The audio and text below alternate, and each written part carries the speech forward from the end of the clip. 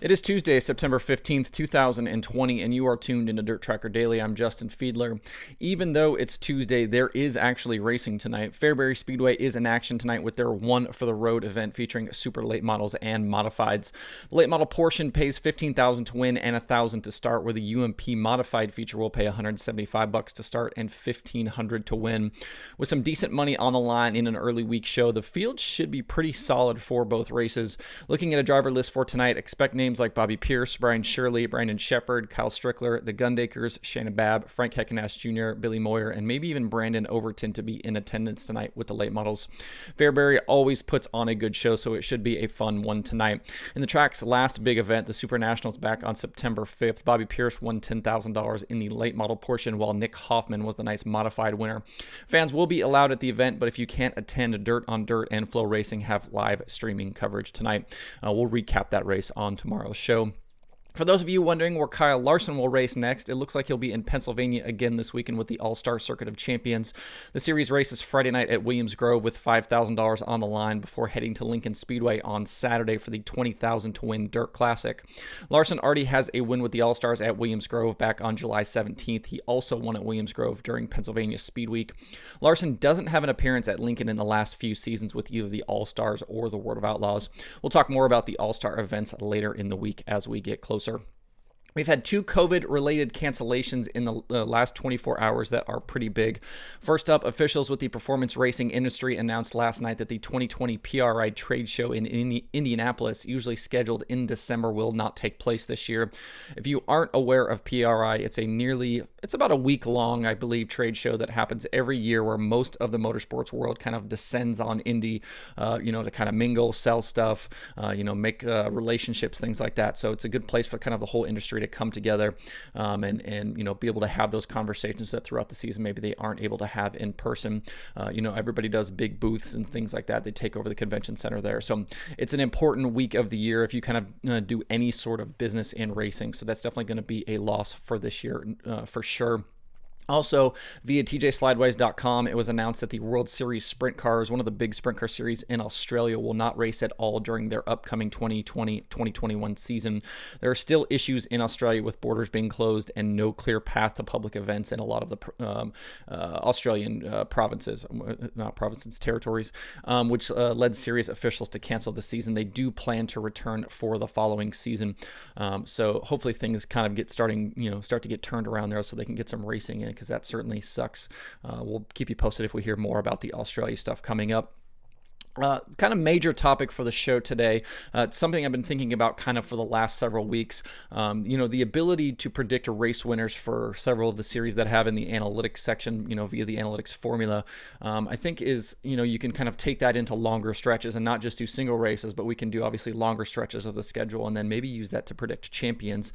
So I figured with the tight points battle we have going on right now with the World of Outlaws, it might be fun to go through, predict all of the remaining races, and then see how that might shape up for the championship.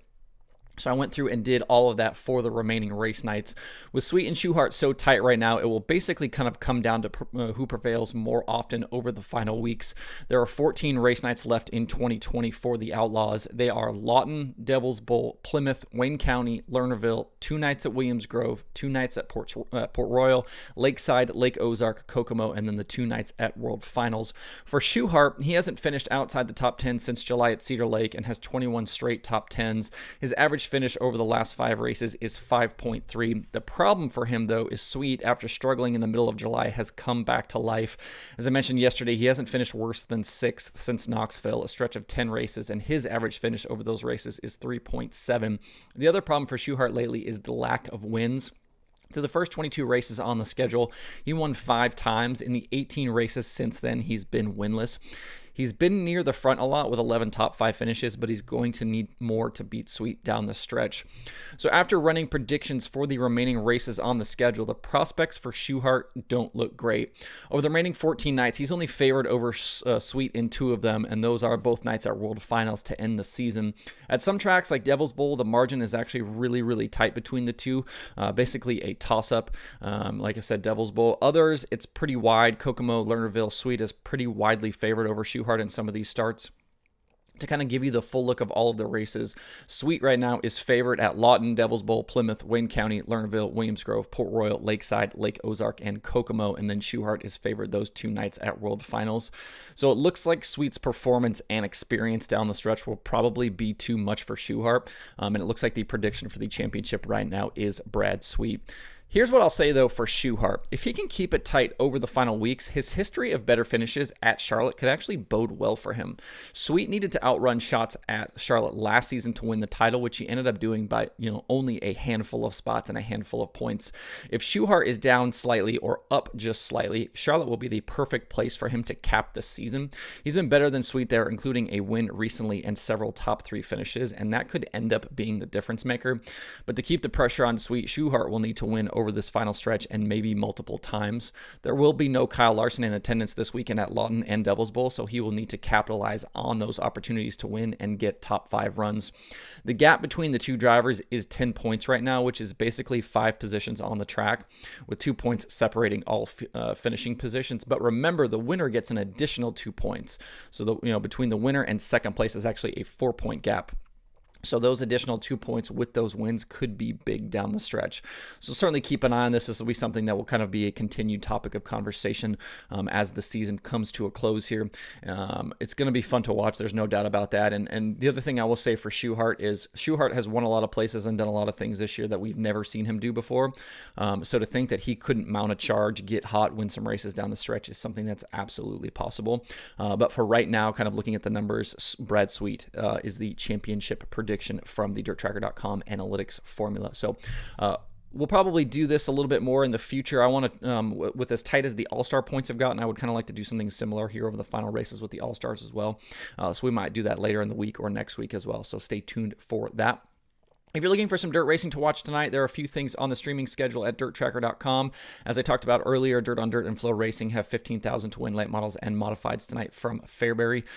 Speed Sport has Carolina Clash late models from Lawrence County Speedway, and as usual, there is USAC 24/7 on Flow Racing as well. If you'd like to see the full list of what to watch tonight, you can find that at DIRTRACKR.com/watch tonight, along with links to watch.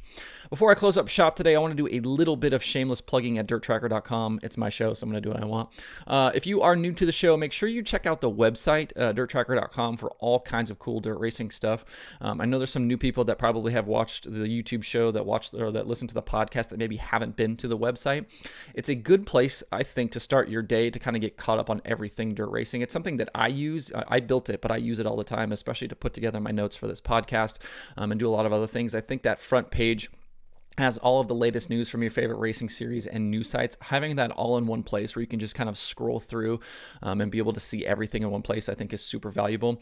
And that news updates automatically throughout the day. You don't have to wait for me to do anything. Basically, every 15 minutes, that thing refreshes itself. So if stuff breaks, it will be there very, very quickly. So it's a good place to kind of check throughout the day to see what's new. And especially like on the weekends when you've got race results and things like that coming out, that page will update as soon as that stuff gets posted. So that's a good place to go to kind of start out. There's also some really great featured photos as well that we've added here in the last week or so, and some photographers have continued sending me new stuff, so that has and will continue to be updated as that stuff comes in as well. And make sure to click on those photos. There's some opportunities to see more stuff from those guys on there as well. A lot of the numbers and stats I talk about on this podcast, you can actually see for yourself in the analytics section at DIRTRACKR.com. I've got results and stats for the World of Outlaws Sprint Cars, late models, the All-Star Circuit of Champions, and Lucas Oil Late Model Dirt Series. You can kind of find all kinds of information in there, the full stat load, individual driver pages, race results, all of that stuff is in there, and more is being added, and kind of those pages are being updated and changed all the time. I'm actually working on some new additions to the driver page stuff right now, which will hopefully debut in the next day or two.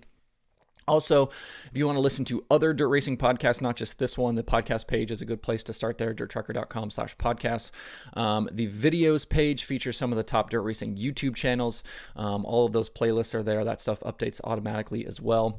The along with the videos page, we've added not only there's series stuff on there, track stuff on there, but in recent days, weeks, we've added pages like David Gravel's page where David Gravel's YouTube channel where he does his weekly vlogs. There's several other drivers on there as well, so that's a good place to check out as well. The Dirt Tracker streaming schedule is up there, which I mention on the show every single day. You can find that daily pay-per-view schedule there as well, so if you're looking for some dirt racing to watch, that's a good place to start. And then also you can find information on 164 dirt tracks right now in the tracks section. So I really want the site to kind of be a good jumping off point for dirt racing folks. I continue to kind of add and tweak the site, almost weekly. So it's always changing, always evolving, hopefully getting better. If you have thoughts or comments about the site, certainly reach out. Don't hesitate to let me know what you think. If there's something you don't like, if there's something that you would like to see there, let me know because I would like to make it better. So again, if you haven't checked out the site, please do so. It's a great place to check out every single day, DIRTRACKR.com. That's it for the show today. You can find Dirt Tracker Daily on Apple Podcasts, Spotify, Stitcher, or where you get podcasts. Please subscribe and leave a review. You can also watch the show every day on YouTube and Facebook. You can email the show at info@DIRTRACKR.com, and you can follow along at facebook.com/DIRTTRACKR, twitter.com/DIRTTRACKR, and the website itself, like I just talked about, DIRTTRACKR.com. You can follow me personally on Twitter at Justin_Fiedler, and don't forget to sign up for the Dirt Tracker weekly newsletter. Thanks everybody for tuning in. We'll see you tomorrow for more Dirt Tracker Daily.